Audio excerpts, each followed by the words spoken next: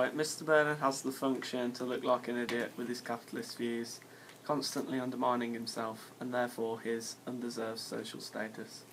This makes Priestley's argument, put forward by the inspector, stronger and encouraging the audience to change. Come to me when you found yourself in this mess. He uses personal pronouns, which shows that he only cares about himself, and it comes across to the audience as though he's talking to Eric in a childlike manner, as he's completely oblivious to the fact that Eric is an adult and makes his own decisions. The quote's imperative, which implies that he's talking to an employee rather than his own son. And he says unsinkable, absolutely unsinkable. The fact that he repeats it shows how big-headed he is, and the fact that he's the older generation and he thinks he's right all the time. It shows that Priestley wants to show that the older generation are not always right. Key moments in the play: the parents find out that he's an alcoholic.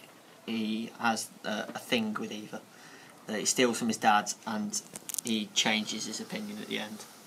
He symbolises the younger generation and bridges the gap between the working and upper classes, which is also his function in the play.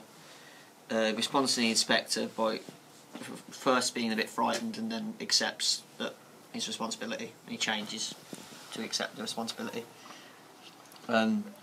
Key quotes: he asks, "Could I have a drink?" when the inspector comes in when he comes back in to be questioned, and he defiantly speaks to his father, going against him, disobeying him, which was sort of strange at the time.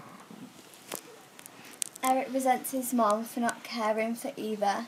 Bitterly, "You haven't made it any easier for me, have you, mother?" But this contradicts the fact that Mrs. Birling's trying to be naive about Eric's alcohol addiction. "You don't get drunk." "Of course he does, I told you."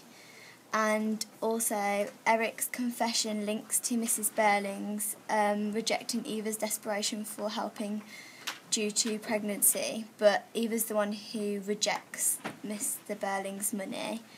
She wouldn't take any more stolen money, which is ironic, for it conflicts Mr. Birling's idea of a strong authority. The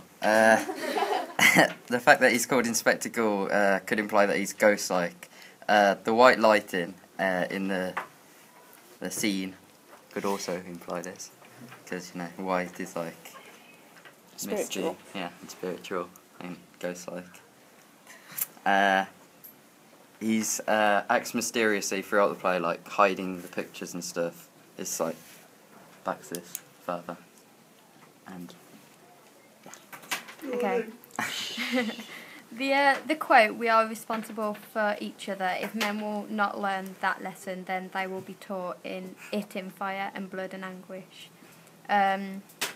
The responsible for each other bit is socialism and represents Attlee's desired qualities, which Priestley agrees with. The "they will" reference is like to everyone, not just the Birlings, and as in they will definitely learn the lesson. And the metaphor of "in fire and blood and anguish" represents hell and is imagery of violence. It's also dramatic irony, as the Birlings don't take this seriously, but there are like world wars coming up. The inspector could be linked to Mr. Birling because there are similarities between their characters. They're both confident and sure of themselves. However, throughout the play, the inspector has the power of the situation, and Mr. Birling wants to have hold over the situation. There's a ongoing fight throughout the play to see who can hold the situation. We used the quote, "No, not really, it was my own fault." The use of the word own infers that Sheila is taking individual responsibility, which contrasts with the Birling family.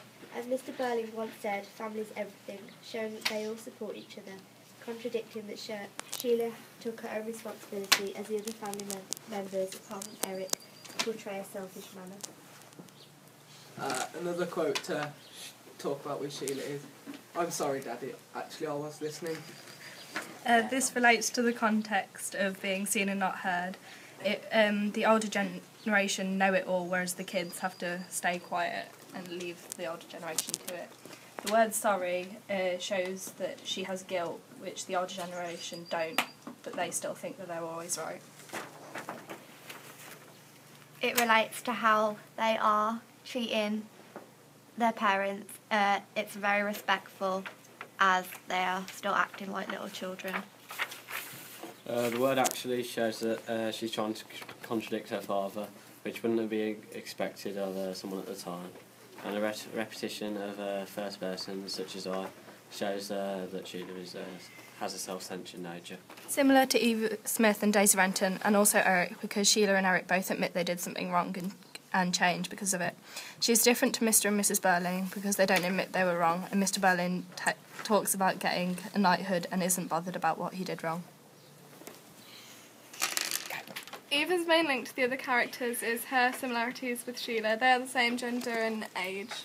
Their only highlighted difference is their social class, which affects their rights and how they are treated. Both being women means their opinions are ignored. However, Eva is working class, which means she's almost completely disregarded. Sheila's sympathy for Eva shows some sort of connection between the two characters and understanding on some level. The Inspector's ghost atmosphere, even though he spells out his name, Goole, could reflect Eva's death. This link could suggest some connection between the two, whether she is somehow haunting the Birlings through the Inspector or some other connection. Gerald almost considers change after he finds out about Eva's suicide, because he's like young and he's trying to present that young people are like more susceptible to change, but he doesn't completely consider change after he finds out the Inspector wasn't a real Inspector. And this might be because of his like very high class, showing that high class people won't change.